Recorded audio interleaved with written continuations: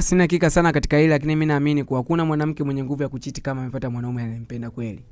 Bro, mwanamke akikupenda kweli, nguvu ya kuchiti huaga ni ndogo sana. Hii ni tofauti na mwanaume.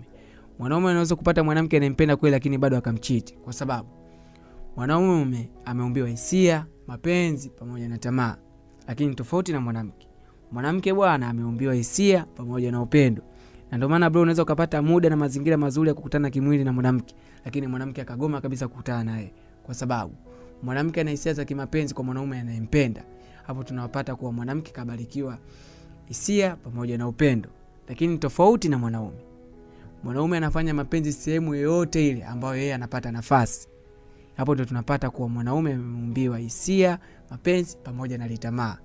Na ndio maana ni wanawake wachache sana ambao wanaweza kukupa mwili wake kama hajakupenda, lakini asilimia kubwa mwanamke huaga anatoa mwili wake kwa mwanaume anayempenda tu.